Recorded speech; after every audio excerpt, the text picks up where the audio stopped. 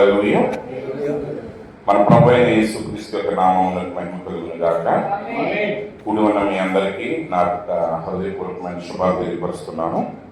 మనం అలాగే నిలబడి ఉండగా అపోస్తలుడైన యోహాను రాసిన మొదటి పత్రిక 3వ అధ్యాయము 1వ వచనం నుండి, మనము దేవుని పిల్లలమని పిలువబడినట్లు తండ్రి మనకెట్టి ప్రేమను అనుగ్రహించిన చూడుడి, మనము దేవుని పిల్లలమే. ఈ హేతువు చేత లోకము మనలను ఎరుగదు, ఎలాగనగా అది ఆయనను ఎరుగలేదు. ప్రియులారా, ఇప్పుడు మనము దేవుని పిల్లలమై ఉన్నాము. మనకి ఏమవుతుందో అది ఇంకా ప్రత్యక్షపరచబడలేదు, కానీ ఆయన ప్రత్యక్షమైనప్పుడు ఆయన ఉన్నట్లుగానే ఆయనను చూతుము గనుక ఆయనను పోలిందుమని ఎరుగుదుము. దేవుడి వాక్య భాగమును దీవించును గాక. ఆమె. చిన్న ప్రార్థన చేసుకున్నాం. మహాదేవుడా, మహోన్నతుడా, సర్వాధికారి యేసు ప్రభువానికి పరిశుద్ధమైన నామానికి వందనాలు, స్తోత్రాలు తండ్రి. ఇంతవరకు నీ యొక్క సన్నిధిలో ప్రభువాని నామాన్ని స్తుతించి ఆరాధించడానికి నాకు మాకు అనుగ్రహించిన గొప్ప కృపను బట్టి నీకు స్తోత్రాలు చెల్లిస్తున్నాను ప్రభువా. ఈ సమయంలో చదవబడిన వాక్య భాగాన్ని నీ చేతులకు అప్పగిస్తున్నాను తండ్రి. నీ వాక్యం ద్వారా మాతో మీరు మాట్లాడండి. మాట్లాడుతున్న ప్రతి మాట ప్రభువా నాయన నీ పరిశుద్ధాత్మ శక్తి ద్వారా నాలో మాలో గొప్ప కార్యములు జరిగించినట్లుగా కృప చూపండి, మహిమ పొందండి. యేసుక్రీస్తు పరిశుద్ధ నామములో ప్రార్థిస్తున్నాం తండ్రి, ఆమేన్. కూర్చోనండి. మన ప్రభువును రక్షకుడైన యేసుక్రీస్తు యొక్క పరిశుద్ధ నామమునకు మహిమ కలుగును గాక. కూడి ఉన్న మీ అందరికీ నా హృదయపూర్వకమైన వందనాలు తెలియపరుస్తున్నాను. మరి ప్రత్యేకంగా పాస్టర్ మోషే గారికి నా యొక్క ప్రత్యేకమైన వందనాలు. వారి ప్రేమను ఆహ్వానించి నా ఎడల చూపిన ప్రేమను బట్టి, ఆతిథ్యాన్ని బట్టి దేవునికి వందనాలు. మరి మీతో కలిసి దేవుని వాక్యాన్ని ప్రకటించడానికి వారు నాకు సమయం ఇచ్చారు, అందుని బట్టి దేవునికి వందనాలు చెల్లిస్తున్నాను. మరి అలాగే దైవజనులు మరి దొడ్లేరులో పరిచయం చూస్తున్న పాస్టర్ పీటర్ గారిని కూడా కలవటం సంతోషం. మరి వారు నిజే మొదటిసారిగా కలవటం. మరి వారు కూడా ఈ కాలం యొక్క వర్తమానం కొరకు వారు నిలబడిన విధానాన్ని బట్టి దేవునికి వందనాలు. మరి ఆ దైవ సేవకుని కూడా నా యొక్క ప్రత్యేకమైన వందనాలు తెలియపరుస్తున్నాను. సంఘం అంతటికి కూడా నా యొక్క ప్రత్యేకమైన వందనాలు. ఈ సమయంలో మరి కొద్ది నిమిషాలు నేను మాట్లాడతాను, ఎక్కువసేపు మాట్లాడను, కానీ చాలా జాగ్రత్తగా వాక్యాన్ని మీరు గమనించండి. ఎందుకనగా నిజంగా మనలో జీవం అనేది ఎప్పుడు ఏర్పడుతుందంటే ఆ విత్తనాన్ని, ఆ వెలుగు తాకినప్పుడు ఆ విత్తనమే ఆ కార్యాన్ని మొదలు పెట్టాలి. అదే నిజమైన ప్రత్యక్ష దైవం. మరి ఉదయ కాలంలో దేవుని స్వభావాన్ని గురించి మనం మాట్లాడాము. నిజంగా మన యొక్క ప్రారంభము ముగింపు దేవుని పోలికయ్యను. హల్లెలూయా. దేవుడు మానవుని మొట్టమొదటిగా పెట్టిందే ఆయన సర్వాధికారిగా మానవుని భూమి మీద పెట్టాడు. ఈ భూమి మీద మానవుని దేవుడిగా పెట్టాడు. దేవుడు సమస్త సృష్టిని దేవుడు మానవుడి చేతికి అప్పగించాడు. నిజంగా చెప్పాలంటే మన పిల్లలకు కూడా మన ఆస్తులు మనం మొత్తం ఏమో, పెద్దలు ఏం చేస్తారంటే పిల్లలకు ఆస్తులు పంచి కొంత ఆస్తిని మా తదనంతరం మీకు ఇస్తామని చెప్తారు, కానీ ఎవరు కూడా ఇవ్వరు. కానీ దేవుడు ఆదాముకి ఏం చేశాడంటే ఆయన చేతి పని అంతటి మీద ఆయనకు అధికారం ఇచ్చాడు. ఎవరిస్తారండి? ఎవరైనా మీరు పనిచేసి ఇంకోటికి అధికారం ఇస్తారా? ఇవ్వం కదా. మరి దేవుడు మన మీద ఎంత గొప్ప కార్యం చూపించాడు ఒకసారి ఆలోచించండి.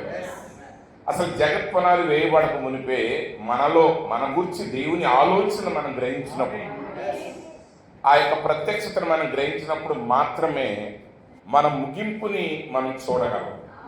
నిజంగా పరలోక రాజ్యం అనేది చాలామంది అనుకున్నట్లు అక్కడ ఖాళీగా ఉండదు, లేకపోతే అక్కడ ఏదో సరదాగా కూర్చుని మేఘాల మీద కూర్చుని తంబూర సితార్లు వాయించుకుంటా కూర్చోవటం కాదు. కానీ ఖచ్చితంగా నిశ్చయంగా అదొక గొప్ప నాగరికత కలిగిన దేశం అది. అయితే అది ఎలా ఉందో మనకు తెలియదు పూర్తిగా, కానీ ఖచ్చితంగా ఆ నాగరికతలో మనం ప్రవేశించాలి అంటే నిజంగా మనం దేవుని పోలిక స్వరూపంగా మనం మార్చబడాలి. అయితే దాన్ని మార్చేది ఏంటి అంటే దేవుని వాక్యం. దేవుని వాక్యాన్ని నువ్వు గ్రహిస్తేనే, ఆ సత్యాన్ని నువ్వు గ్రహిస్తేనే నువ్వు ఖచ్చితంగా నీలో ఆ మార్పు రాగలుగుతుంది. అందునిమిత్తమే మరి ఉదయకాలం మనం చదివిన లేఖన భాగాల్లో అపోస్తలుడైన పేతురు గారు అంటున్నాడు, దేవుడు మనకి అత్యధికమును అమూల్యములైన వాగ్దానాలు మనకు అనుగ్రహించాడు. ఎందుకు దేవుడు వాగ్దానాన్ని ఇచ్చాడు మనకి? నేను వచ్చి మిమ్మల్ని తీసుకెళ్తానన్నాడు. ఎత్తబడుట కోసం వధువుగా మనం ఎదురు చూస్తున్నాం. ఎందుకోసం దేవుడు ఆ వాగ్దానం ఇచ్చాడంటే ఎత్తబడతామనే నిశ్చయిత ఉన్నది కాబట్టి మనము లోకములో ఉన్న పాపములోనికి తిరిగి వెళ్ళట్లేదు. మనకు ఒక నిరీక్షణ ఉన్నది. ఆ నిరీక్షణ అనేది లేకపోతే, ఆ వాగ్దానం అనేది లేకపోతే మనం ఖచ్చితంగా లోకంలో కలిసిపోతాం. వాగ్దానం ఉన్నా ప్రజలు కలిసిపోతున్నారు. కానీ మనం నిలబెట్టేది ఏంటి? వాగ్దానం, ఆ ప్రత్యక్షత. రేపేం జరగబోతుందో దేవుడు మనకు చూపించాడు, దాన్ని మనం నమ్మాము. రేపు జరగబోయేది ఫలానా కార్యం అని మనం నిజంగా నమ్మినప్పుడు ఏం జరుగుతుందంటే నేటి దినమున మన యొక్క జీవిత విధానం మొత్తం మారిపోతుంది. దేవుడు నోవాహుకు ప్రత్యక్షపరిచాడు. ఏమని ప్రత్యక్షపరిచాడంటే ఈ లోకంలో పాపం పూర్తిగా విస్తరించిపోయింది, ఇంకా బాగు చేసే అవకాశం లేదు, కంప్లీట్గా నాశనం అయిపోయింది. నోవాహు మాత్రమే దేవుని ఎదుట కృప పొందిన వాడిగా ఉన్నాడు. ఇప్పుడు దేవుడు ఏమన్నాడంటే జలప్రళయం ద్వారా ఈ లోకమంతా నేను నాశనం చేయబోతున్నాను. అయితే నీ ఇంటి వారిని రక్షించుకోవటానికి నువ్వేం చేస్తావంటే ఒక ఓడను నిర్మించు అన్నాడు. అయితే దేవుని ప్రవక్త వివరించారు, ఆ కాలంలో శాస్త్ర విజ్ఞానం ఎంతగా అభివృద్ధి చెందిందంటే శాస్త్రజ్ఞులు అంతరిక్షంలోనికి వెళ్ళగలిగారంట. వాళ్ళు అక్కడికి వెళ్ళి వెతికినప్పుడు వాళ్ళు అన్నారంట, ఆకాశంలో ఒక నీటి చుక్క కూడా మాకు కనబడలేదు, నీటి తేమ కూడా మాకు కనబడలేదు, ఇక జలప్రళయం వచ్చే అవకాశం లేదు అన్నారు. ఎందుకంటే నోవాహు జలప్రళయం వచ్చే వరకు ఈ భూమిలో నుండి వచ్చిన నీటి ఆవిరి చేతనే పోషించబడింది. అప్పటి వరకు అసలు వర్షం చుక్క అనేది భూమి మీద పడలేదు. అంటే చరిత్రలో లేదు, అనుభవాల్లో లేదు. శాస్త్రీయంగా పరిశోధించినప్పుడు ఒక తేమ చుక్క కూడా అక్కడ కనబడలేదు. కానీ దేవుడు చెప్పిన మాటను నోవాహు విశ్వసించాడు. ఆయన నిజంగా విశ్వసించాడు అనే దానికి ఆధారం ఏంటి? ఆయన నిర్మిస్తున్న వాడే ఆధారమైంది. చాలాసార్లు మనం ఎలా మోసపోతామంటే ఒక హైవే వస్తుంది అనుకోండి, ఏటో ఒక హైవేనో ఒక ఫ్యాక్టరీనో సంథింగ్ ఏదో ఒకటి, ఒక పెద్దది వచ్చేటప్పుడు కొంతమంది మన దగ్గరికి వచ్చి అక్కడ ఉన్న వాళ్ళందరితో అంటారు, పెద్ద ప్రాజెక్ట్ వస్తుంది, ఈ భూములన్నీ గవర్నమెంట్ లాగేసుకుంటుంది, మీరు మాకు అమ్మేయండి అంటారు. మీరు మాకు అమ్మేయండి అంటారు. వీళ్ళేమనుకుంటారంటే ఈడెవడో తెలివి తక్కువడు, మనం తెలివైన వాళ్ళం అని చెప్పి వాడికి అంటగడతారు. వాడికి అంటగడతారు. అంటగట్టిన తర్వాత కొన్ని రోజుల తర్వాత తెలుస్తుంది ఆ భూముల్ని 10,000 మీరు అమ్ముకుంటే ఆడు 10 లక్షలకు గవర్నమెంట్కి అమ్ముకుంటాడు. మీరు మోసపోతారు. నిజంగా అది పోయే భూమిని ఎవడు కొంటాడు? డబ్బులు పెట్టి పోయే భూమిని ఎవడు కొనడు. అందుకే సిద్ధపాటు లేని వ్యక్తి యొక్క మాటలు మీరు వినకూడదు. నోవాహు లోకానికి వాక్యాన్ని బోధించాడు. నోవాహు సువార్తను బోధించాడు. ఎలా బోధించాడు? ప్రతిరోజు వీధి సువార్త, వీధి కోటాలు పెట్టడం ద్వారా కాదు, వాడను నిర్మించటమే ఆయన సువార్తను బోధించడం. హల్లెలూయా. ఆయన మధ్య మధ్యలో ఎప్పుడో సంవత్సరానికి ఒకసారి చెప్పాడు. ఏం చెప్పాడు నాకు తెలియదు, కానీ ఎలా చెప్పాడు? ఆయన లోకానికి నేరారోపణ ఎలా చేశాడంటే వాడ యొక్క నిర్మాణమే లోకములకు నేరారోపణ అయి ఉన్నది. ఆ వాడ యొక్క నిర్మాణమే తన కుటుంబ రక్షణ మార్గం అయి ఉన్నది. అంటే ఎత్తబడుట ఉందని మనం నమ్మినప్పుడు మన యొక్క పనంతా ఎటుకు మారిపోవాలి? ఎత్తబడుట వైపు మారాలి. దేవుని స్వభావంలోనికి రావటం మార్పు చెందాలి. ఇది దేవుని లక్షణం ఇదని తెలిసినప్పుడు నీ వెంటనే తర్వాత లక్ష్యం ఏమై ఉండాలంటే ఆ స్వభావం నీలోనికి వచ్చే వరకే నువ్వు పోరాటం చేయాలి. ఎందుకంటే వినుట ద్వారానే రాదు మీకు. ప్రవక్త అన్నాడు, ఒకవేళ నీలో కోపం ఉంటే నువ్వు ప్రార్థన చెయ్యి, ఆ కోపం నీలో మధురంగా మారేవారు. అది 1 రోజులో మారచ్చు, 2 రోజుల్లో మారచ్చు, నాకు తెలియదు. కానీ పోరాటం ఎలా ఉండాలి? ఆ కోప స్వభావం నీలో నుండి దేవుడు తీసేవారు, నీలో ఉన్న ఆగ్రహాన్ని దేవుడు తీసేవారికి, ఆ ప్రేమ అనే దాన్ని దేవుడు నీలో పెట్టేవారికి, ఆ యొక్క కృప అనే స్వభావాన్ని దేవుడు నీలో పెట్టేవారికి, నిజంగా నువ్వు దేవుని వల్ల ఆలోచించే స్థితి నీకు వచ్చేవారికి, నువ్వు వాక్యాన్ని చదవాలి, ప్రార్థన చేయాలి, లోకానికి నువ్వు దూరంగా ఉండాలి. నువ్వు కొంత సమయాన్ని దేవుని వాక్యం కొరకు ఖర్చు పెట్టాలి. ఈరోజు పిల్లలు ఎంసెట్ రాయడానికి వెళ్తున్నారు, నీట్ రాయడానికి వెళ్తున్నారు, ఐఏఎస్ చదవాలి, కలెక్టర్లు అవ్వాలనుకుంటే వాడు 2-3 సంవత్సరాలు ఇంటి నుంచి దూరంగా వెళ్ళిపోయి రోజుకు ఒక 20 గంటలు కష్టపడి చదువుతున్నారు. ఆ కలెక్టర్లు అయ్యే వాళ్ళని ఇంటర్వ్యూ చేస్తా అంటారు, రోజుకి 20 గంటలు చదివామండి. 20 గంటలు ఎక్కడ చదువుతాడు మనిషి? 4 గంటల నిద్ర, ఆహారం, అన్ని అన్నపానాలు విసర్జనలు చేసి ఇక పుట్టినరోజులు లేవు. ఆడి పుట్టినరోజుకి ఆడే చేసుకోడు. అక్కడ పుట్టినరోజు చెయ్యాలా చేయకూడదు అనేది సమస్య కాదు, మనకి సమస్య. వర్తమానంలో చెయ్యాలా చేయకూడదా, దీనివాసి చెయ్యాలని ఒక 4 బోధలు, చేయకూడదని ఒక 4 బోధలు. వాడికి అసలు ఆడికి ఏ సంబంధం లేదు, ముందాడు చదువుకుంటా ఉంటాడు. అంటే మనం ఎన్ని చెత్త విషయాలు ఆలోచిస్తున్నాం, ఆ లెక్క వస్తే ఎన్ని అనవసరమైన విషయాల గురించి ఆలోచిస్తున్నాం. మనం వధువుగా మన సిద్ధపాటు ఏమైనది? వరుడు కొరకు మనం సిద్ధపడాలి, సమాజం కోసం కాదు మనం సిద్ధపడేది. ఈరోజు వివాహాలు ఎందుకు దెబ్బతింటున్నాయి అంటే వారు భార్య కోసం సిద్ధపడట్లా, భర్త కోసం సిద్ధపడట్లా, ఒకరి కొరకు ఒకరు జీవించట్లే, ఇద్దరు కలిసి లోకం కొరకు జీవిస్తున్నారు.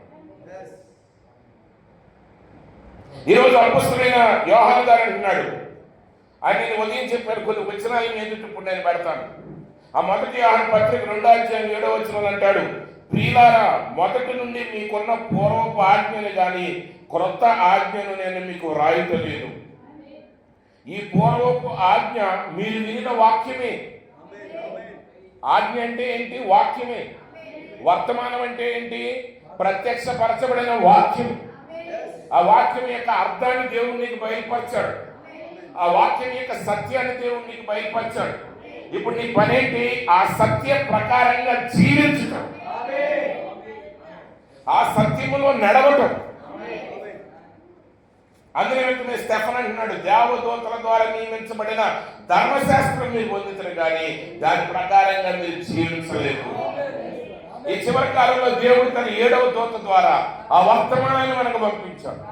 ఆ బలిష్ఠుడైన దూత దిగివచ్చాడు, ఆయన ఆ వర్తమానాన్ని 7వ దూతకి ఇచ్చాడు. ఆ 7వ దూత ద్వారా ఈ వర్తమానం వధువుకు అనుగ్రహించబడింది. హల్లెలూయా! ఎంతవరకు గొప్ప విషయమే. అయితే ఆ వాక్యాన్ని మనం చదువుతున్నామా? ఆ వాక్యాన్ని మనం భుజిస్తున్నామా? ఆ వాక్య ప్రకారంగా మనం మారుతున్నామా? ఆ వాక్యాన్ని ఇంకా పుస్తకాల్లోనే ఉంచుతున్నామా? ఆ వాక్యం మనలో నుండి రావాలి, మన జీవితంలో నుండి రావాలి. ఎవరితో సంబంధం లేకుండా నీవే ఆ వాక్యంగా మారటం జరగాలి. అలా మార్పు జరగాలంటే మన సమయాన్ని దేవుని కొరకు కేటాయించాలి, మన మనస్సును దేవుని కొరకు కేటాయించాలి, మన హృదయాన్ని దేవుని కొరకు కేటాయించాలి, మన చిత్తాన్ని పక్కన పెట్టడం నేర్చుకోగలరు. సోదరుడు బ్రహ్మం గారు ప్రార్థన చేస్తూ ఉంటాడు చాలా సార్లు. ఆయన ఏమంటాడంటే, ప్రభు ఇక్కడి నుంచి నేను ఫుల్ఫిట్ దగ్గర నుంచి నేను తొలగిపోతున్నాను అంటే దాని అర్థం అక్కడి నుంచి వెళ్ళిపోతున్నాను కాదు. అంటే ఆయన ఉద్దేశాలన్నీ పక్కన పెడుతున్నాడు, ఆయన ఆలోచనలన్నీ పక్కన పెడుతున్నాడు, ఆయన అనుకున్న సబ్జెక్ట్ పక్కన పెడుతున్నాడు. ఆ సమయంలో దేవుడు ఏం మాట్లాడితే అదే ఆయన మాట్లాడుతున్నాడు. ఈరోజు మనం అలా ఉండగలం. అందుకే ఇక్కడ యోహాను గారు అంటున్నాడు, మొదటి నుంచి మీకు ఇచ్చిన ఆజ్ఞ మీకు ఇస్తున్నాను. ఆ ఆజ్ఞ మరేదో కాదు, మీకు ప్రకటించబడిన వాక్యమే. అయితే ఆయన మరలా అంటున్నాడు, మరియు క్రొత్త ఆజ్ఞ మీకు రాయిస్తున్నాను. అయితే మీరు పాత వాక్యం అంటే మీకు నచ్చదు కాబట్టి మరలా ఆయన ఏం చేస్తున్నాడు? క్రొత్త ఆజ్ఞ మీకు వ్రాయిస్తున్నాడు. చీకటి గతించుతున్నది, సత్యమైన వెలుగు ఇప్పుడు ప్రకాశించుతున్నది కనుక అది ఆయన యందును మీ యందును సత్యమే. వెలుగులో ఉన్నామని చెప్పుకోవచ్చు, తన సహోదరుని ద్వేషించువాడు ఎప్పటి వరకు చీకట్లోనే ఉన్నాడు. అంటే వాడు చీకట్లో ఉండే ఏమంటున్నాడు? వెలుగులోనే ఉన్నానంటున్నాడు. ఆ వాక్యం ఆయన యందు ఉన్నది, ఆ వాక్యం మీ యందు ఉన్నది. ఆయనలో ఉన్న వాక్యం సత్యమైతే మీలో ఉన్న వాక్యం కూడా సత్యం అవ్వాలి. ఎప్పుడు సత్యం అవుతుంది మీలో వాక్యం? ఆ వాక్యం ప్రకారం మీరు జీవించిన. ఒక వేశ్య దొరికినప్పుడు యేసు ప్రభు అన్నాడు, అమ్మా అన్నాడు. ఒక కుష్ఠరోగి కనపడినప్పుడు ఆయన ముట్టుకున్నాడు. ఒక సమరయురాలు అక్కడ కనపడినప్పుడు ఆమెతో మాట్లాడాడు. ఆమెను దాహానికి ఇమ్మని అడిగాడు, ఆమెకు వాక్యాన్ని బోధించాడు. ఇంకో విషయం తెలుసా, యేసు ప్రభు అందరికంటే ముందుగా సమరయ స్త్రీకే తానే మెస్సియానని తనంతటకు తాను నేరుగా ప్రత్యక్షపరుచుకున్నాడు. ఆయన యాజకులకు పంచుకోలేదు, మత నాయకులకు బయలుపరచుకోలేదు, తన శిష్యులకు కూడా బయలుపరచుకోలేదు. కానీ చేర్చుకోగలిగిన హృదయం, సిద్ధపాటు కలిగిన హృదయం కనపడినప్పుడు వెంటనే ఆయన తనను తాను ప్రత్యక్షపరుచుకున్నాడు. ఈరోజు మనం ద్వేషంతో నిండి ఉంటే, ఈరోజు మన హృదయం కల్మషంతో నిండి ఉంటే, ఇంకా ఈ లోకం యొక్క ఆశల వైపు మనం ఏడ్చబడతా ఉంటే, ఇంకా ఈ లోకం యొక్క నియమాల ప్రకారంగా మనం బ్రతుకుతూ ఉంటే, అలా ఉన్నవాడు ఇంకా చీకట్లోనే ఉన్నాడు. వాడు వెలుగులోకి వచ్చి చీకట్లోకి వెళ్ళటం కాదు, ఆల్రెడీ వాడు చీకట్లో ఉన్నాడు. ప్రియులారా, ద్వేషం నిన్నే కాదు, నీ శత్రువునే కాదు, నిన్ను కూడా హతం చేస్తుంది.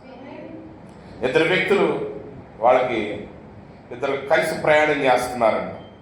వాళ్ళు కలిసి ప్రయాణం చేస్తూ ఉంటే బాటసారులకి మధ్యలో వాళ్ళకి ఎక్కడ ఒక చోట మంచి బంగారంతో ఉన్న ఒక మూట కనపడిందండి. ఆ మూట కనపడినప్పుడు వాళ్ళిద్దరూ అనుకున్నారంట, దీన్ని చెరిసగం చేసుకుందామని. చెరిసగం చేసుకుందాం అనుకున్నారు. కానీ ఇద్దరు ఆలోచిస్తున్నారు, వీడిగానే లేకపోతే ఈ మూటలో ఉన్న బంగారం అంతా నాదే కదా. సరే, పొద్దుగుకే సమయంలో వాళ్ళు ఒక స్థలంలో ఆగారంట. అప్పుడు ఒకడు అన్నాడంట, నేను అన్నం సిద్ధపరుస్తాను, ఈ లోపు నువ్వు నది దగ్గరికి వెళ్ళి స్నానం చేసిరా అన్నాడు. వాడు నది దగ్గరికి వెళ్ళాడు. వీడేం చేశాడంటే వండిన అన్నంలో విషం కలిపాడు. వాడేం చేశాడు, అక్కడికి వెళ్ళి ఆలోచన చేస్తున్నాడు, వాడిని ఎలా చంపాలి. సరే, దగ్గరికి వచ్చి వాడు ఏం చేశాడంటే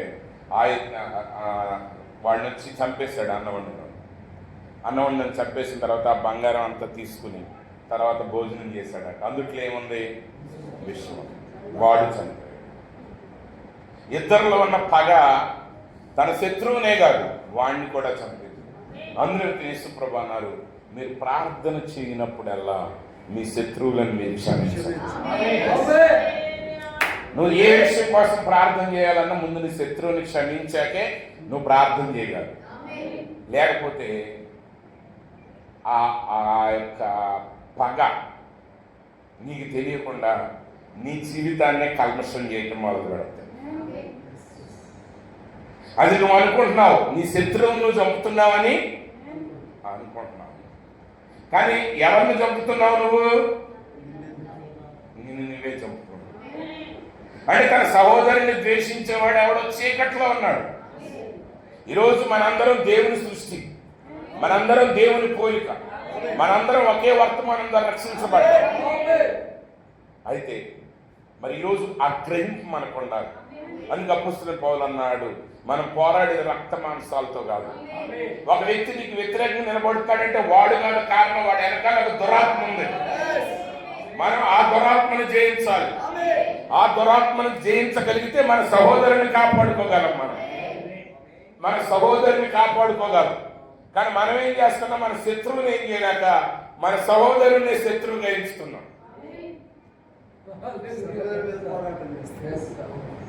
అవునా? అవునా కాదు?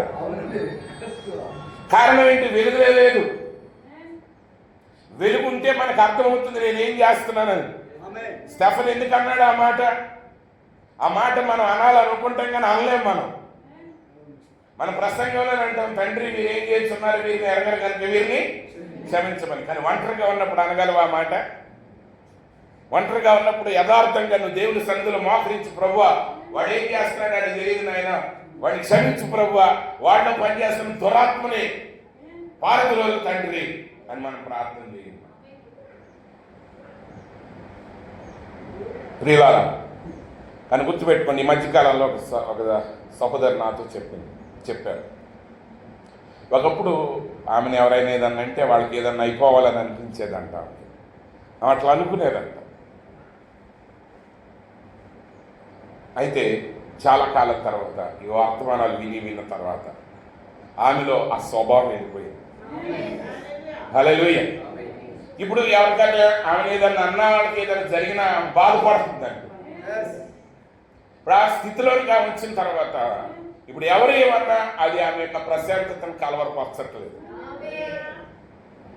అలా ఉంటేనే దేవునితో మనం ఐక్యతలోనికి వెళ్ళగలం, దేవునితో మన సంబంధాన్ని కలిగి ఉండగలం. సహోదరుడు బ్రహ్మం గారి యొక్క శరీరంలో దేవుడు నివసించినట్లుగా ఈరోజు దేవుడు నీలో నాలో నివసించాలి అంటే మన శరీరము మన స్వభావం మార్పు చెందాలి. నువ్వు గొర్రెపిల్లగా మారాలి. నువ్వు నిజంగా గొర్రెపిల్లవే, కానీ సాతానుడు వాడి యొక్క ప్రభావాన్ని బట్టి నేను దుష్టుడిగా నడిచేటట్టు చేస్తున్నాడు. కానీ అది నువ్వు గ్రహించిన రోజు నువ్వేమై ఉన్నావు, అసలు దేవుని ఆలోచనలో నువ్వేమై ఉన్నావు, దేవుని తలంపుల్లో నువ్వేమై ఉన్నావు, దేవుణ్ణి నేను ఎలా చూస్తున్నాడు, దేవునిలో నీ గమ్యం ఏంటి, ఎవరిని నీకు అర్థమైన రోజున నీ యొక్క స్థితిని నువ్వు మార్చేసుకుంటావు. ఈరోజు మనం దేవునితో నుండి మనం చూడాలి. అందుకే ఇక్కడ యోహాను గారు అంటున్నాడు, మన చదివిన 3వ అధ్యాయంలో మనం దేవుని పిల్లలమని మనం ఎరుగును. మీలో మార్పులు ఎంతో ఎవరు ఏ స్థితిలో ఉన్నా మీరందరూ దేవుని పిల్లలు. హల్లెలూయా. ఆ యాంగిల్లో మాట్లాడేటప్పుడు ఖచ్చితంగా అందరం ఇక్కడ దేవుని పిల్లలమే. ఇంకా కొంతమందిలో మార్పు ఉండకపోవచ్చు, ఇంకా అనేక చెడ్డ లక్షణాలు మీలో ఉండొచ్చు, అయినా మీరు దేవుని పిల్లలు. ఎందుకంటే మీరు దేవుని పిల్లలు అయితేనే మిమ్మల్ని ఆయన సారూప్యంలోనికి మార్చగల వాక్యం ద్వారా. మీరు దేవుని పిల్లలు అయ్యి ఉండకపోతే ఎంత వాక్యం చెప్పినా మీరు అక్కడ దాకా రాలేరు. అయితే మీరు దేవుని పిల్లలే కానీ ఆ గ్రహించట్ల. గ్రహించిన రోజు నువ్వేం చేస్తావు? ఆయన పిల్లల వల్లే ప్రవర్తిస్తాం, ఆయన పిల్లల వల్లే జీవిస్తాం. కాబట్టి ఇక్కడ యోహాను గారు అంటున్నాడు, ప్రియులారా ఇప్పుడు మనము దేవుని పిల్లలమై ఉన్నాం. ఇప్పుడు మనం వధువై ఉన్నాం, మనం దేవుల్లో పరిపూర్ణమై ఉన్నాం. ప్రవక్త అంటాడు, ఇక నుంచి మిమ్మల్ని సంఘంగా కాదు, నేను మిమ్మల్ని భార్య అని పిలుస్తున్నాను అన్నాడు. మన గొర్రెపిల్ల భార్య అయి ఉన్నాం, కానీ ఇంకా ఆ పరిపూర్ణతలోనికి రాలేదు.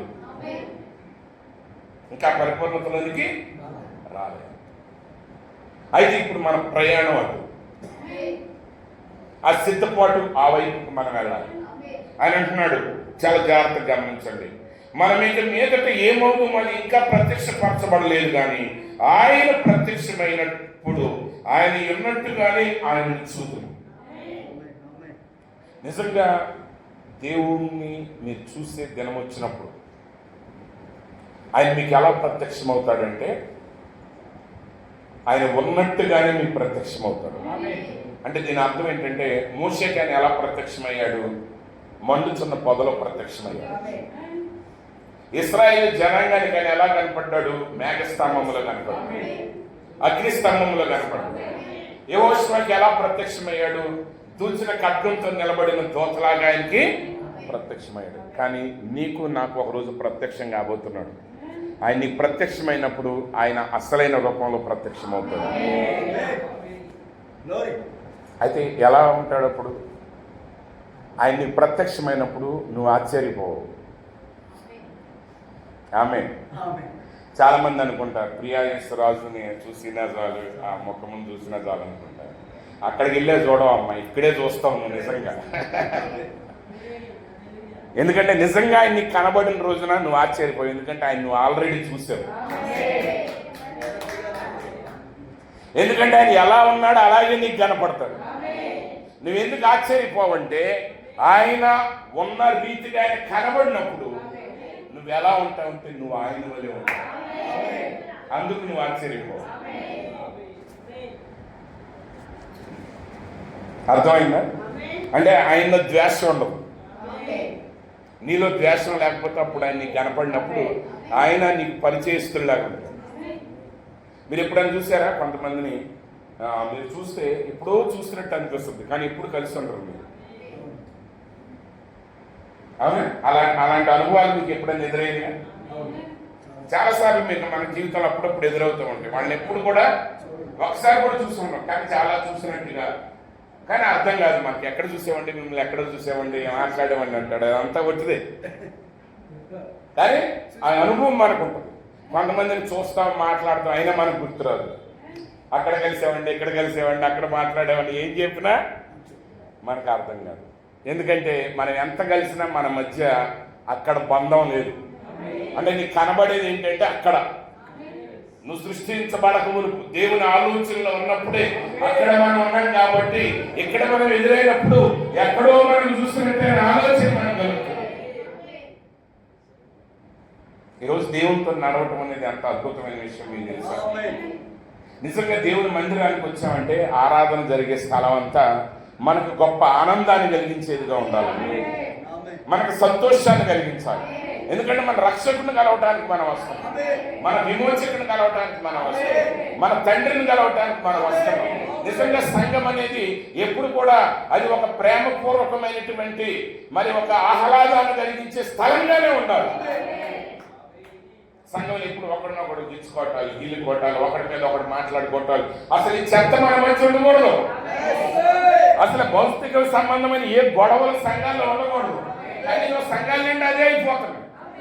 ఆ సహోదరు ఎట్టంది, ఈయన ఎట్టన్నాడు, ఆ బ్రదర్ ఎట్టంటాడు, ఈ ఎన్ని నీకు అనవసరం. నువ్వు ప్రభు దగ్గరికి రా, ఆయన ఆరాధించు, ఆయన స్తుతించు, ఆయన గణపరచు, ఆయన మహిమని కిందకు దించు.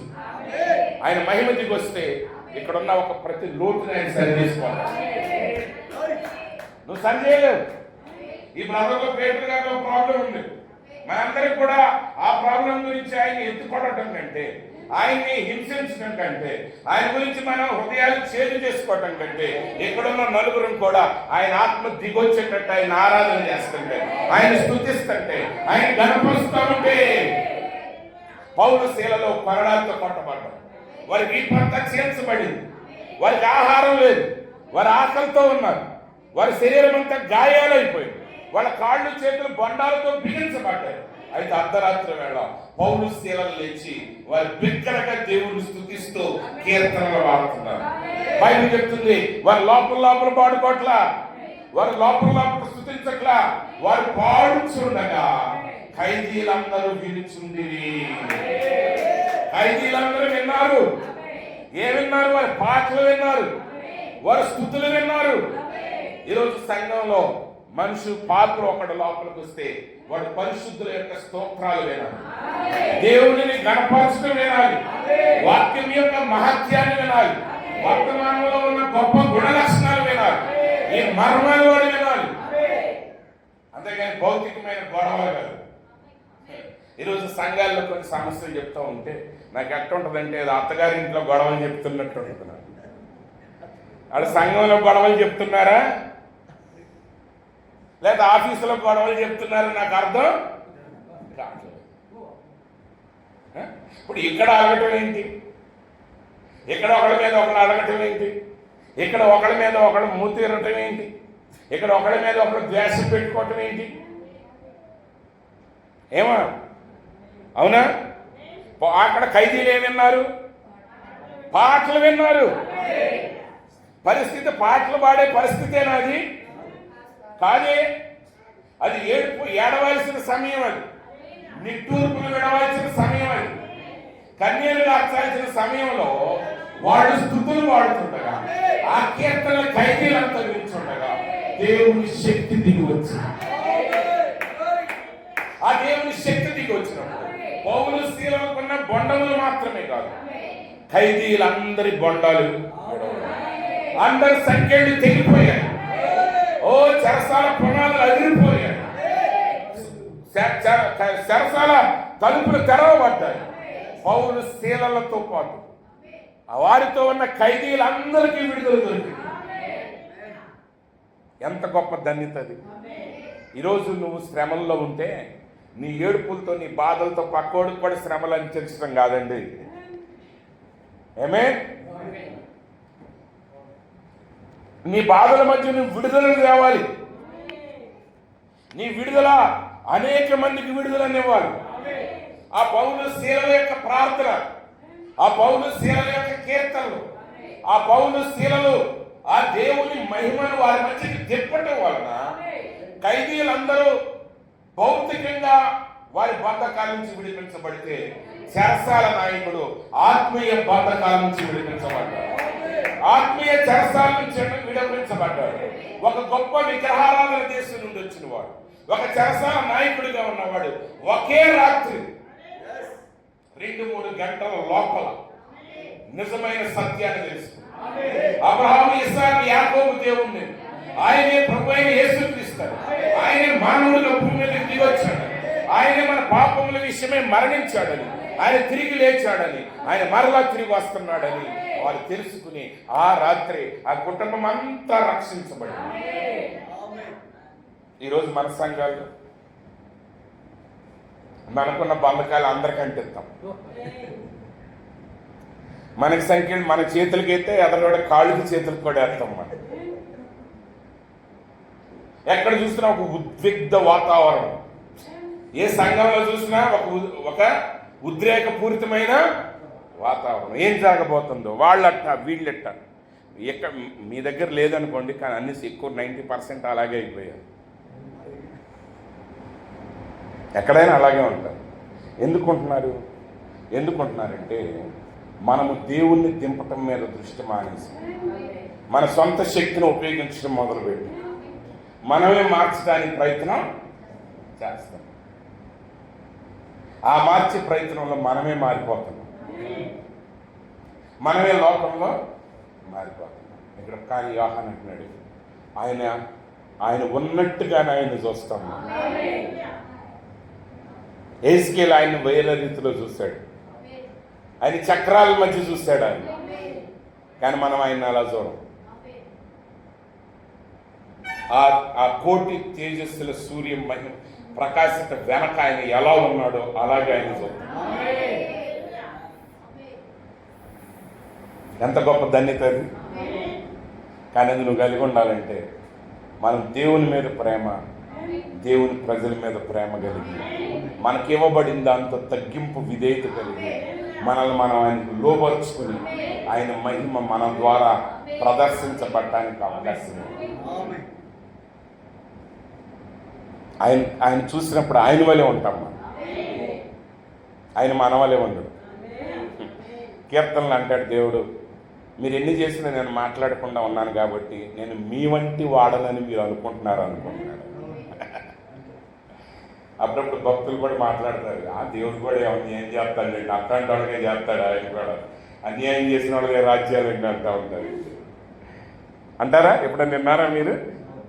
ఎందుకంటే మీకు ఎవడన్నా అన్యాయం చేయగానే వెంటనే దేవుడు దిగి వచ్చేయాలి.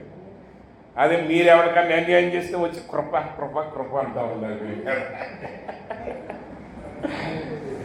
అంతేనా?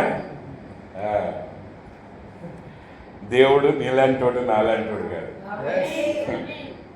మనం ఏదో కొట్టామని లేదా మనల్ని ఎవడో కొట్టాడని ఆయన దిగడం. ఆయన వాక్యం నెరవేరే వరకు ఆయన అలాగే ఆయన జగత్ పునాది వేయబడకుండా ఏ ఉద్దేశాన్ని కలిగి ఉన్నాడు, ఆ ఉద్దేశం వచ్చే వరకు అలాగే ఉంటాడు. అబ్రహాముకి సంతానాన్ని ఇస్తానన్నాడు. 25 ఏళ్ళ తర్వాత ఇవ్వాలని దేవుని ఉద్దేశం కాదు. కాకపోతే దేవుని ఉద్దేశానికి అనుగుణంగా మారడానికి అబ్రహాముకి 25 ఏళ్ళు పట్టింది. దేవుడికి 25 ఏళ్ళు పట్ల. ఎవరికి పట్టింది 25 ఏళ్ళు? అబ్రహాముకి పట్టింది. ఎత్తబట్టడానికి సమస్య దేవుడిది కాదు, మనదే. మనకు సిద్ధపాటు వస్తే ఆయన వచ్చేస్తాడు. మనం అంటాం ప్రభువా ఎప్పుడు అంటాం. ఆయన అంటాడు, ఏమయ్యా మోషే గారు ఎప్పుడు మీ సంఘం రెడీ అయ్యేది, ఎప్పుడు మీ సంఘం పరిపూర్ణతలోనికి వచ్చేది, ఎప్పుడు ఏడు మెట్లు ఎక్కుద్ది, ఎప్పుడు ఆ తలరాయి ప్రత్యక్షత పొందుకోవడమే కాదు ఆ తలరాయిగా మారుతుంది, ఎప్పుడు ఆ పరిపూర్ణమైన ప్రేమ వస్తుంది, ఎప్పుడు మీలో మీరు ఆ ప్రేమను కలిగి ఉంటారు అని ఆయన అడుగుతున్నాడు. ఆయనకి చెప్పలేడు, మీకు చెప్పలేము. పాస్టర్ మధ్యలోకి బాగుపడుతున్నాం. ఎందుకంటే దాని అన్నానికి మేము ఆయన కుమారులు అంటే ఎస్ కుమారుడు అయినా నువ్వు సరి చేయనప్పుడు శిక్షకు లోపడతావు. ఎస్తేరు హేగేకి అప్పగించబడింది. ఆ రాజ్య కిరీటం ఆమె తల మీద పెట్టబడే వారికి హేగే అధికారానికి, ఆజ్ఞలకి, సూచనలకి లోబడి తీరాల్సిందే. కాబోయే రాణి తర్వాత రాణి అయిన తర్వాత హేగే ఆమె దగ్గర ఉన్న 100 మంది సేవకుల్లో ఒక సేవకుడిగా మారిపోతాడు. కానీ ఆ క్షణం వరకే అతని అధికారానికి ఆమె లోబడి ఉండాల్సిందే. మన దేవుడి పిల్లలమై కానీ ఇంకా ప్రత్యక్షపరచబడడం, ఇంకా ఆయన మీకు ప్రత్యక్షపరచబడడం, మీరు ఆయనకి ప్రత్యక్షపరచబడడం. కాబట్టి ఈ చివరి కాలంలో ఉన్నాం. ప్రియమైన సహోదరి సహోదరులు, తెరవబడిన హృదయంతో వర్తమానాలు చదవండి. మనుషుల మీద ద్వేషాలు పెట్టుకోమాకండి. ఎందుకంటే మనిషి మట్టి స్వభావం కలిగిన వాడు. దావీదు మహారాజు అంటాడు, మనము మంటి వారమని ఆయన ఎరిగి ఉన్నాడు. మనం మంటి వారమని ఆయన ఎరిగి ఉన్నాడు. అందుకే పెద్దలు ముసలోళ్ళు వాళ్ళు అంటూ ఉంటారు, పిల్లలు లేదన్న, అరే ఆయన చిన్నపిల్లలు లేరు అట్టగలుగుతారులే బాగానే. ఎందుకంటే వాళ్ళకి అనుభవం వచ్చేసి, వాళ్ళకి అనుభవం. ఇప్పుడు ఎంత వాక్యం చెప్పినా మీరే కాదండి, ప్రపంచంలో ఎంత గొప్ప సంఘానికి వెళ్ళినా పాస్టర్ గారు అయితే అలాగని ముచ్చట్లు పడతారు. అదేం పెద్ద నేరం ఘోరం కాదు. అడ్డం తీసుకెళ్ళి అన్నమాన్ జైల్లో పడేయక్కర్లేదులే కానీ, ఎందుకంటే మానవ స్వభావం అంతే. ఇంకా మట్టి శరీరంలో మనం ఉన్నాం, అది ఆయనకి తెలుసు. అందుకే మన మీద మరీ అంత బరువు పెట్టట్లా. నిజంగా మోషే మీద మోపిన బరువు మన మీద మోపితే మనం ఉంటామంటారా? ఆ బండతో మాట్లాడమన్నాడు దేవుడు. కొట్టినందుకు ఆయన ఏమన్నాడు, నువ్వు పాలు తేనెలు ప్రవహించే దేశంలోనికి పోవద్దు అన్నాడు. మరి ఆ లెక్కన మన బ్రతుకులో ఒక్కసారైనా ఒక నీతిమంతుడు అని ఉంటాంగా మనం. 100 సార్లు అనకపోయినా ప్రతివాడు తెలుసో తెలియక ఒక్కసారైనా ఉంటాడు. మరి మోషే పొరుగు మన మీద పోతే ఏమైపోతాం మనం? అయినా ఆయన క్షమిస్తున్నాడు. అయినప్పటికీ మనం మధ్యలో ఉన్నప్పటికీ మన లోపల సృష్టించిన శక్తి దాడి ఉంది. ప్రవక్త బ్రహ్మం గారు అంటున్నాడు, మనం పునరుద్ధాన దినమందు దేవుని శక్తి వచ్చి మనల్ని లేపదంట. ఆల్రెడీ ఆ శక్తి మనలోనే ఉంది. ఆ పునరుద్ధరణ సమయం రాకముందే, ఎత్తబడటకు ముందే ఒక పరిశుద్ధుడు నిద్రిస్తున్నాడంటే అర్థం ఏంటంటే అతని మీద శక్తి లేక కాదు, కానీ ఆ సమయం రాలేదు కాబట్టి అతను మరణానికి లోబడి అక్కడ నిద్రిస్తున్నాడు అంతే. కానీ ఆ సమయం టిక్ మనగానే అతనిలో ఉన్న శక్తి అతను తిరిగి లేదు. ఎందుకంటే యేసులో లేని శక్తి ఈరోజు నీలో నాలో ఇప్పుడు ఉంది. అది రావట్లేదు, ఆల్రెడీ ఉంది. మరి ఉన్నదాన్ని పని చెప్పించాలంటే మనం ఏం చేయాలి? ప్రయాసపడాలి, వాకింగ్ కోసం నిలవాలి, ప్రార్థించాలి, కనిపెట్టాలి. అవసరమైతే ప్రవక్త యొక్క వర్తమానాలు ఆయన కొన్నిసార్లు ఒక్కొక్క విషయం కోసం గంటలు గంటలు ప్రార్థించినట్లుగా, రోజులు రోజులు ప్రార్థించినట్లుగా మనలో ఉన్న ప్రతి లోటుని వాక్యం ఇది తప్పని చెప్తే ఆ విషయం నువ్వు సరైన వారికి నువ్వు సిద్ధపాటు కలిగి దానికోసం ప్రయాసపడాలి. వింటా ఉండగానే నీకు పరిపూర్ణత రాదు. మనందరికీ తెలుసు, మనకి ఎవరైనా ఒక విషయం మనకు తెలియదు అనుకోండి, ఎవరైనా చెప్తుంటే వాళ్ళు చెప్తున్నప్పుడు వచ్చేసినట్టు ఉంటుంది. వాళ్ళు వెళ్ళిపోయిన తర్వాత మనం చేస్తుంటే ఎట్టుంటుంది? ఇప్పుడు యూట్యూబ్లో ఎలా లైవ్ ఇవ్వాలి అనేది మోషే గారికి తెలియదు అనుకోండి. ఎవరినన్ను అడిగితే ఆయన వెంటనే చెప్తాడు, బ్రదర్ ఇట్లా ఆన్ చేయాలంటే ఆయన చెప్తా ఉంటే ఇంకెట్లా ఉంటుంది? వస్తుంటేనా అనిపిస్తుంది. ఆయన మొత్తం వెళ్ళిపోయాక ఈయన లైవ్ ఇచ్చడానికి మొదలుపెట్టాను, ఓపెన్ చేస్తే మొదలవుతాయి కథ. అదేంటి అట్ట వచ్చింది, ఈ గీత ఎట్ట వచ్చింది, నిలువుకి వచ్చింది, అడ్డంగా వచ్చింది అంటే చెప్పినప్పుడు ఎలా ఉంది? ఓకే, మన ప్రియులారా, మనం ప్రియులు, దేవుని కుమారులు కుమార్తెలు ఎంత పట్టి ఓకే కరెక్ట్ అయింది. కానీ మనం దిగిన తర్వాత వాక్యం మనకు బయలుపరచబడుతుంటే మనం ధైర్యంగా వాక్యాన్ని వెంబడించగలుగుతున్నామా? ఇది సత్యం, ఇది వాక్యం కాదు అని తెలిసినప్పుడు వాక్యం పక్షంగా నువ్వు నిలబడగలుగుతున్నావా? ఏది వాక్యం, ఏది సాంప్రదాయం అనేది నువ్వు గ్రహించగలుగుతున్నావా? ఎంతవరకు మనం వెంబడించాలి, దేన్ని మనం వెంబడించకూడదు అనేది గ్రహింపు నీకుందా? అది నీకు ఎవరెవరో ఆ స్థాయి నీకు వస్తే అది నీకు బయలుపరచబడదు. అది ఇంకొకటి చెప్పేది కాదు. సహోదరుడితో దైవజనులతో మాట్లాడేటప్పుడు కొన్ని విషయాలు అడిగినప్పుడు నేను చెప్పాను, కొన్ని ఇందుట్లో ఆధ్యాత్మికత ఉంది, సామాజిక విషయాలు ఉన్నాయి కదా. ఈ రెండింటిని మనం కలపటానికి ఏది పవిత్రమైంది, ఏది అపవిత్రమైంది మనకు తెలియాలి. ఏది వాక్యము, ఏది సాంప్రదాయం అనేది మనకు తెలియాలి. ఏ సాంప్రదాయం వాక్యానికి వ్యతిరేకమో మనకు తెలియాలి. అంతేగాని 10 మంది చేస్తే సత్యం, 10 మంది చేయకుండా ఆపేశారంటే అది తప్పని కాదు. వాక్యం ఏం చెప్తుంది, నీ హృదయం ఏం చెప్తుంది, అది నీకు తెలియాలి. ప్రతి పరిస్థితుల్లో వాక్యం కొరకు నువ్వు ఒంటరిగా నిలబడగలగాలి. పరలోక రాజ్యపు తాళపు చేయగలిగిన పేతురు గారే చిన్న పొరపాటు చేశాడు. యేసుప్రభుని ఎరగనన్నాడు. తర్వాత అపోస్తలుడిగా మారిన తర్వాత ఎన్నో అద్భుతాలు చేశాడు. కానీ అన్ని జనులతో కలిసి భోజనం చేసే విషయంలో ఆయన వెనకడుగు వేశాడు. యూదులు లేనప్పుడు చేశాడు, యూదులు వచ్చేసరికి వాళ్ళకి జడిసి వెళ్ళిపోయాడు. మరి పౌలు గారు దాన్ని గద్దించాడు. పౌలు గారు ఏం చేశారు? దాన్ని గద్దించారు. అంటే దాని అర్థం పేతురు ఏదో తప్పులోకి వెళ్ళిపోయాడని కాదు, ఏదో శాంతం నశించిపోయాడని కాదు, కానీ పొరపాటు చేశాడు. పొరపాటు చేసినప్పుడు గద్దించేవాడు అన్నారు, గద్దించినప్పుడు లోబడే హృదయం కలిగిన వాడు ఉన్నారు. అప్పుడే పెద్ద పద్ధతులను పడతాం. ఈరోజు మనలో ఏం పెరుగుతుందంటే గర్వం పెరుగుతుంది, ఆత్మీయ గర్వం, పరశైల గర్వం. మనకొచ్చే గర్వం ఏంటంటే మనకు వాక్యం బాగా తెలుసని గర్వం, అందరికంటే నాకే బాగా తెలుసని గర్వం. ఆ గర్వం చాలు, నువ్వు ఎక్కడున్నావు, చీకట్లో ఉన్నావు, నీకేం తెలియదని. ఇప్పుడు అన్నీ తెలిసినోడే నేను గులకరాయి అంటున్నాడు. బ్రహ్మాంగ ఏమన్నాడు? నేను సముద్రపు ఒడ్డున ఉన్న గులకరాయి లాంటి అన్నాడు. మనమేమంటాం? అసలు నేను కోటప్పకుండా అంత చూడండి, నా ముందు వీళ్ళంతా గులకరాయిలు బ్యాచ్లు, వీళ్ళంతా ఏం తెలవదని అంటున్నాం మనం. అసలు హిమాలయ పర్వతాలు అంత చూడేమంటున్నాడు? ఎందుకంటే ఎవరెస్ట్ శిఖరం పెద్దదని మీరు అనుకుంటున్నాం మనం, హిమాలయ పర్వతాలు. కానీ సముద్రంలోనంట దానికి మించి ఎన్నో రెట్ల ఎత్తైన పర్వతాలు దాగున్నాయి సముద్రంలో. అది తెలియనోడు ఎవరెస్ట్ గొప్పదనుకుంటాడు. అది దేవుడు సర్వశక్తి అనంతుడు కాబట్టి ఆయన చూసిన భక్తులందరూ కూడా తాము అల్పులమని గ్రహించారు. మనమేమి ఎడారులు ఆనందించాలంటాడు. మనకి దేవుని చూడలేదు కాబట్టి మనమే దేవుడు అనుకుంటున్నాం. ఆ దేవుని యొక్క సర్వశక్తి మనకు తెలియట్లేదు కాబట్టి మనం గొప్పవాళ్ళం అనుకుంటున్నాం.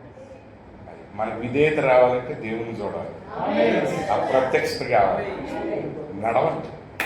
పిల్లరా, మీరు దేవుని పిల్లలు.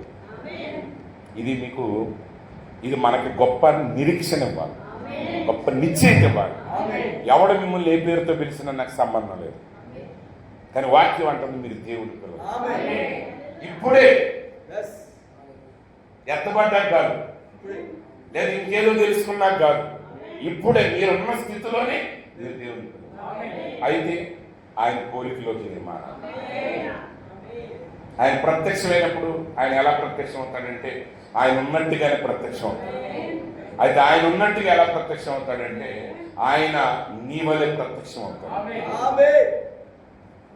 నీ వలే ప్రత్యక్షం అవటం అర్థం ఏంటంటే ఆయన ప్రత్యక్షం కాకముందే నువ్వు ఆయన వలే మారుతావు. కాబట్టి నువ్వు ఆయన వలే ఉన్నావు కాబట్టి ఆయన నీ వలే కనబడతాడు. ఇప్పుడు ఆయన ఏమై ఉన్నాడో నీకు బయలుపరిచేది వర్తమానం. అది ఈ వర్తమానం యొక్క ప్రాముఖ్యత.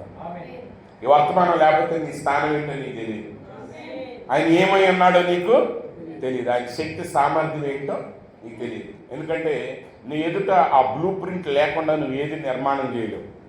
ఇప్పుడు ఈ చర్చ్ కట్టాలంటే ఇది ఎలా ఉందని నిర్మాణం బ్లూ ప్రింట్ ఉంటేనే ఆ మేస్త్రి గారు ఓకే ఇక్కడ వరకు కట్టండి, ఆపండి, ఇక్కడ కిటికీ వస్తుంది, ఇక్కడ డోర్ వస్తుంది, ఇక్కడ ఫ్యాన్ పెట్టాలి అని ఆపుతాడు.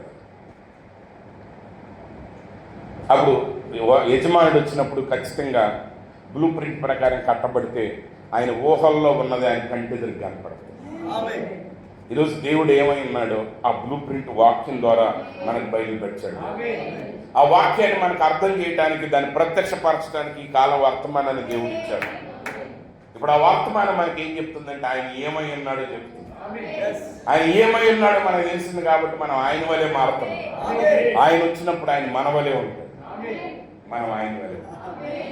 ఆ పోలిక కొరకే మన ప్రయాణం. ఇంకా ఏ మనిషిని ఈ మధ్య గురిగా పెట్టుకో, లోకంలో ఉన్న దేన్ని మీరు పెట్టుకో. మిగిలినవన్నీ మన యాత్రలో మన అవసరతలే, ఆహారమైన, వస్త్రాలైనా, నివాసమైనా, మనకు కావలసినవన్నీ వాటి యొక్క నెరవేర్పుకు ఉపయోగపడితేనే.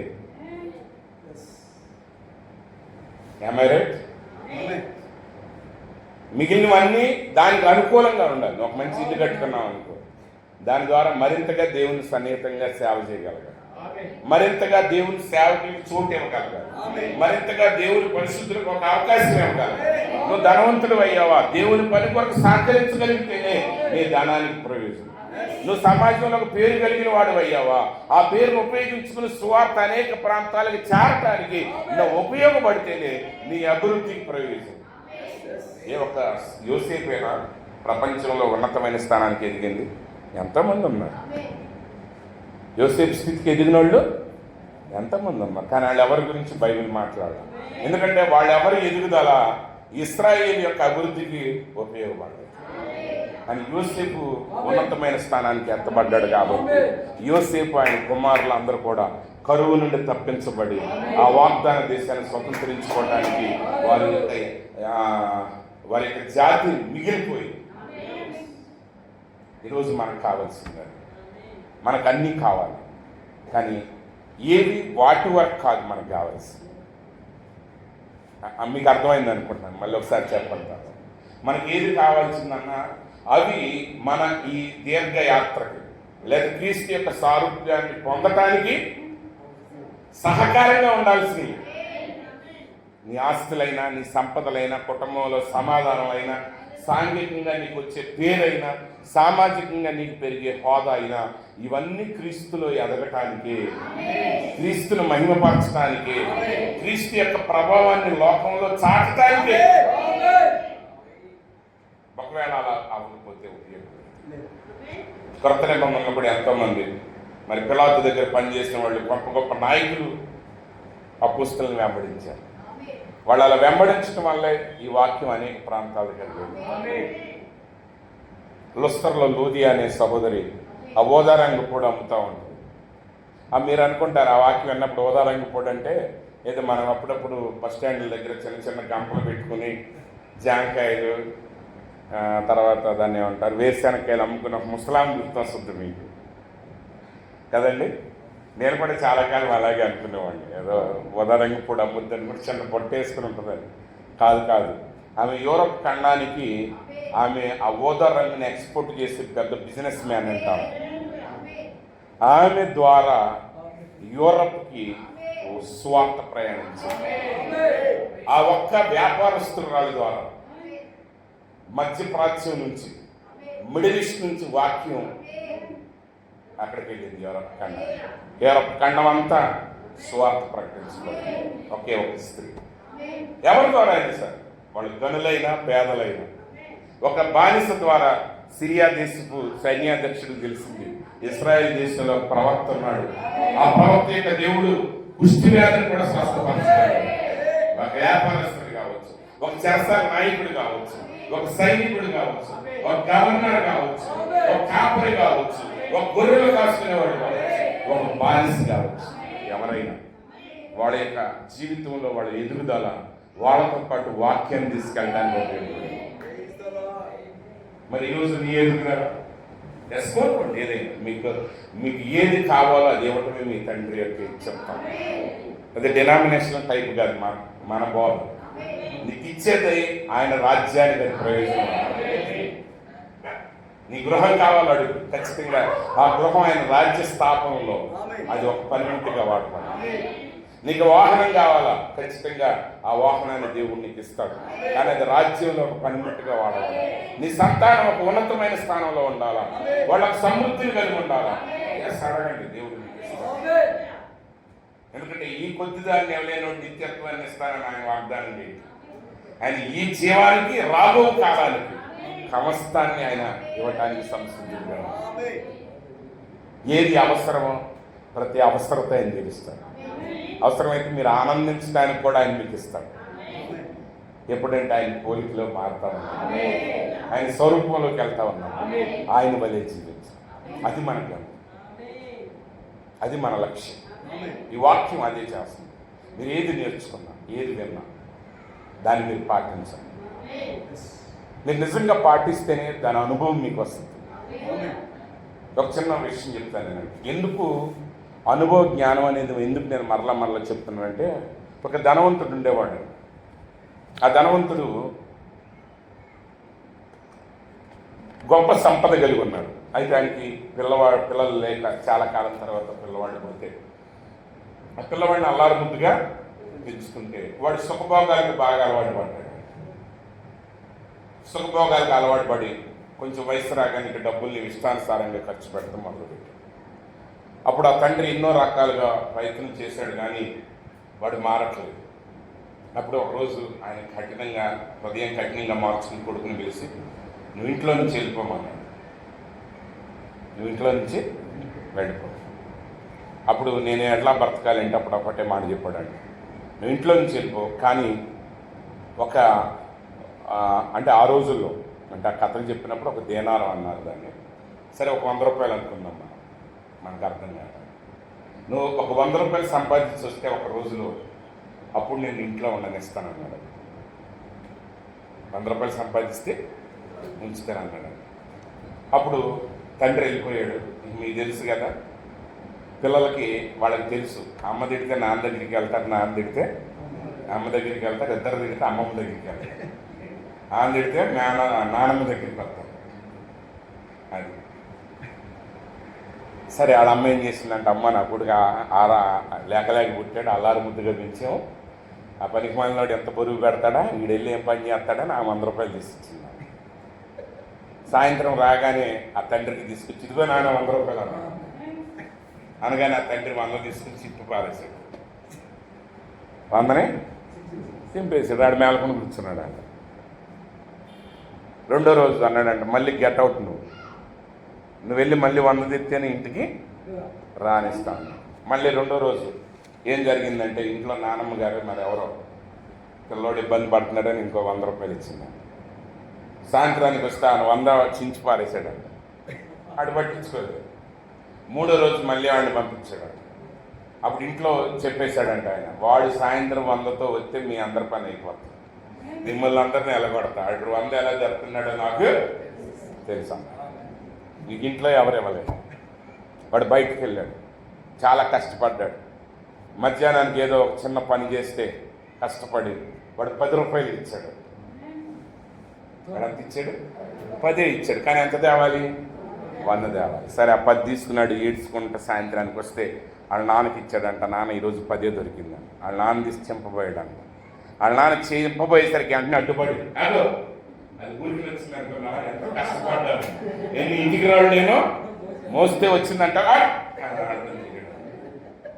అప్పుడు తండ్రి అన్నాడంట, నువ్వు సంపాదిస్తే 10 విలువ నీకు తెలుసు, కానీ నిన్న 100 చెప్తున్నా నువ్వేమనలేదు.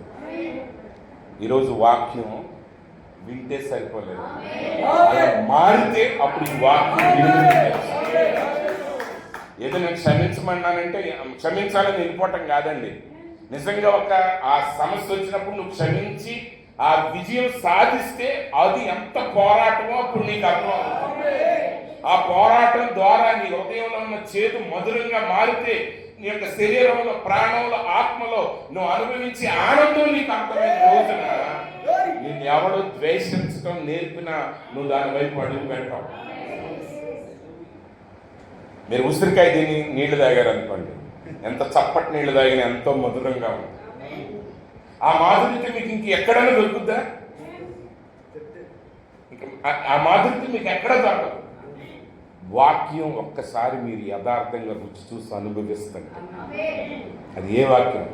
ప్రార్థన శక్తివంతమైన ఆయుధం అనండి. కుటుంబంలో సమస్య వచ్చింది, నువ్వు ప్రార్థన చేసి జవాబు పొందితే అప్పుడు నీకు వచ్చే ఆనందం ఆ సమస్యను జయించిన దానికంటే గొప్ప ఆనందం నీకు కలుగుతుంది.